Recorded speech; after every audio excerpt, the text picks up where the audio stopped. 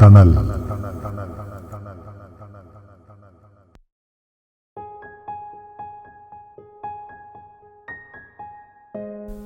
வணக்கம்.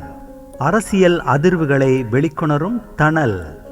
இன்று நாம் பார்க்க போகும் விடயம் ஜெய்சங்கரின் அவசர கொழும்பு விஜயத்தின் பின்னுள்ள அரசியல்.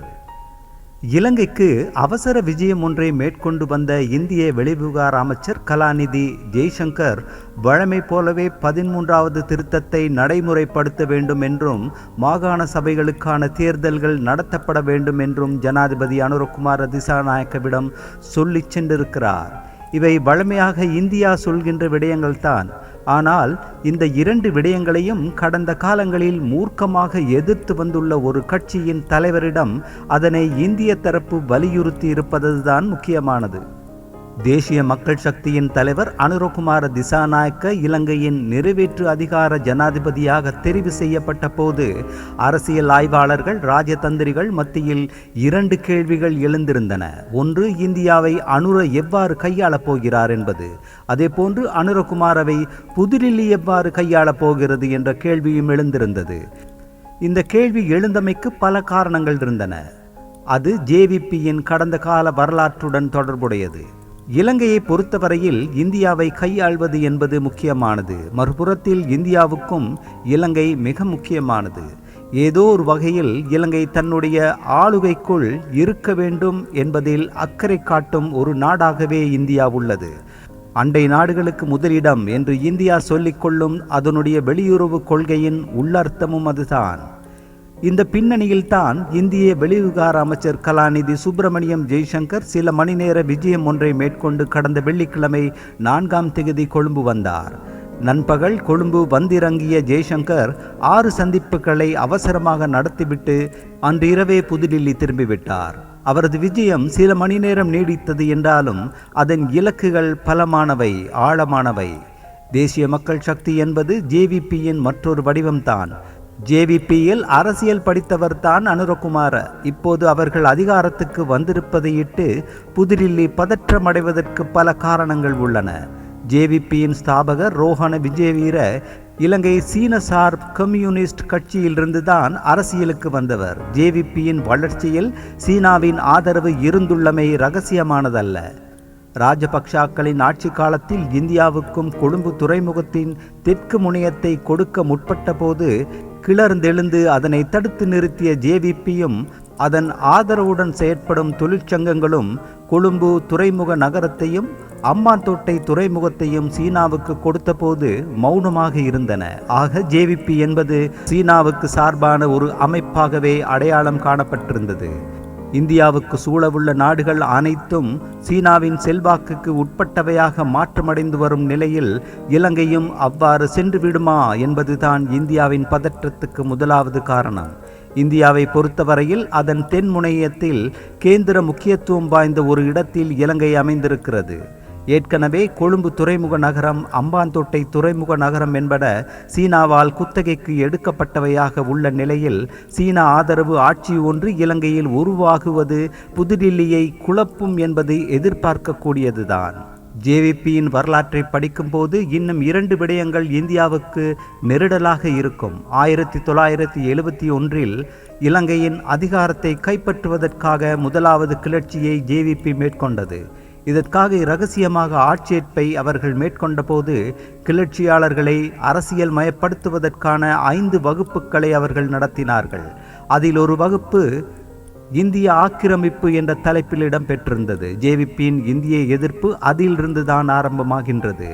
1983 ஜூலை தமிழின படுகொலையை தொடர்ந்து ஜேவிபி தடை செய்யப்பட்டது. அதன் பின்னர் ரகசியமாக செயற்பட்டு வந்த ஜேவிபியினர் 1987 இந்திய படை இலங்கைக்கு வந்த காலத்தில் தமது 2வது கிளர்ச்சியை நடத்தினார்கள். திருமலையில் இந்திய படையினர் மீது கூட அவர்கள் மறைந்திருந்து தாக்குதலை நடத்தியதாக தகவல்கள் உள்ளன. அவர்களுடைய இந்த 2வது கிளர்ச்சியின் போதும் இந்திய எதிர்ப்பு என்பதுதான் பிரதானமாக முன்னிறுத்தப்பட்டது. சிங்கள மக்கள் மத்தியில் தமது செல்வாக்கை நிலைநிறுத்த இந்திய எதிர்ப்பு அவர்களுக்கு உதவியது. ஆக ஜேவிபிக்கு 2 அடையாளங்கள் உள்ளன. ஒன்று சீன சார்பு, 2 இந்திய எதிர்ப்பு. அனுரகுமாரவை பொறுத்தவரையில் ஜேவிபியின் ஆயுத கிளர்ச்சிகளில் அவர் நேரடியாக சம்பந்தப்பட்டவர் அல்ல. ஆனால் அனுரகுமாரவை பின்னின்று இயக்கும் ரில்வின் சில்வா போன்ற சிலர் ஜேவிபியின் பழைய வரலாற்றுடன் தொடர்புடையவர்கள்.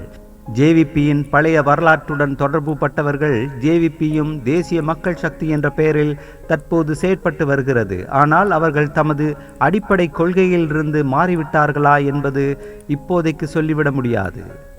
அனுரவின் வருகை இந்தியாவை குழப்புவதற்கு இவைதான் காரணம். 2 வருடங்களுக்கு முன்னர் இடம்பெற்ற அரகலைய என்ற சிங்கள மக்களின் கிளர்ச்சியை பயன்படுத்தி ஜேவிபி தமது ஆதரவு தளத்தை அதிகரித்து கொண்டது. இதனை புதுடில்லி கடந்த வருடமே அடையாளம் கண்டிருந்தது. இலங்கை அரசியலில் செல்வாக்கு செலுத்தக்கூடிய ஒரு சக்தியாக ஜேவிபி வளர்ச்சி அடைந்திருந்த நிலையில்தான் உள்ளூராட்சி மன்ற தேர்தல்களையும் ரணில் விக்ரமசிங்க ஒத்திவைத்தார். கடந்த பிப்ரவரியில் அனுர தலைமையிலான ஒரு குழுவினரை இந்தியா அழைத்திருந்தது. இந்த பின்னணியில் தான் இந்த அழைப்பின் பின்னணியில் 2-3 நோக்கங்கள் இருந்தன. முதலாவது ஜேவிபி தலைமையில் நல்லுறவை ஏற்படுத்துவது. இரண்டாவது இந்தியா தொடர்பான அவர்களுடைய அணுகுமுறை எவ்வாறுள்ளது என்பதை நாடிப்பிடித்து பார்ப்பது. மூன்றாவது இந்தியாவின் முக்கியத்துவத்தை அவர்களுக்கு உணர்த்துவது. ஜேவிபியை பொறுத்தவரையில் இந்தியாவால் கொடுக்கப்பட்ட இந்த அங்கீகாரத்தை உள்நாட்டில் தமது செல்வாக்கை மேலும் அதிகரிப்பதற்கு பயன்படுத்தி கொண்டார்கள். அதிகாரத்தை பெறப்போகும் ஒரு கட்சிக்கு இது தேவையானதாகவும் இருந்தது. சர்வதேச உறவுகளையும் கையாளக்கூடிய ஒருவர்தான் அனுர என்ற பிம்பத்தை சிங்கள மக்கள் மத்தியில் ஏற்படுத்த அந்த விஜயம் அவர்களுக்கு உதவியது. ஜனாதிபதியாக அனுர தெரிவாகிய உடனடியாக அவரை சந்தித்த கொழும்பில் உள்ள இந்திய தூதுவர் வாழ்த்துக்களை தெரிவித்ததுடன் இந்தியாவுக்கு விஜயம் செய்யுமாறு அழைப்பு விடுத்தார்.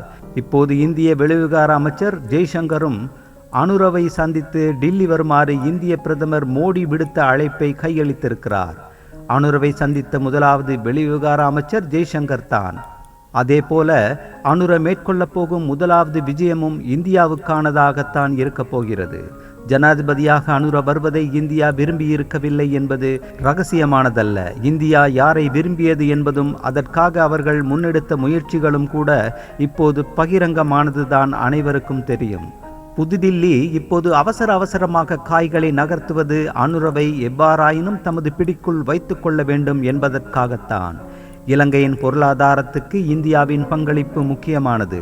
பொருளாதார நெருக்கடியின் போது ரணில் விக்ரமசிங்க ஜனாதிபதி பதவியை பெற்றபோது அவரை பாதுகாத்தது இந்தியாவின் பொருளாதார உதவிகள்தான். அனுரவை பொறுத்தவரையில் பொருளாதாரத்தை ஸ்திரமாக பேணுவதும் நாடாளுமன்ற தேர்தலில் பெரும்பான்மையை பெற்றுக்கொள்வதும் தான் உடனடியாக தேவை. பொருளாதார ஸ்திரப்பாட்டை பேணுவதற்கு அதனை மேலும் மேம்படுத்துவதற்கும் இந்தியாவின் ஆதரவு அவசியம் என்பதை அனுர உணர்கிறார். இந்தியாவை முன்னிலைப்படுத்துவதன் மூலமாகவே அதனை மட்டுமின்றி அரசியல் ஸ்திரப்பாட்டையும் பேண முடியும் என்பது அவருக்கு தெரியும்.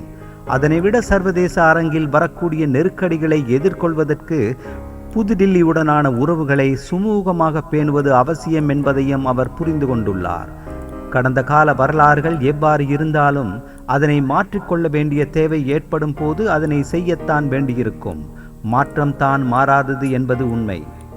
அதனால்தான் ஜெய்சங்கர் சொன்ன அனைத்தையும் அனுர அமைதியாக கேட்டுக்கொண்டிருந்தார். பொது தேர்தல் முடிவடைந்த பின்னர் அனுர புதுடில்லி செல்லலாம்.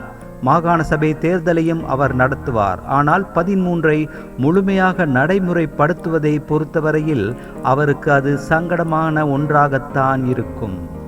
அரசியல் அதிர்வுகளை வெளிக்கொணரும் தணல். மீண்டும் அடுத்த வாரம் தணலுடன் உங்களை சந்திக்கும் வரை வணக்கம். Tunnel.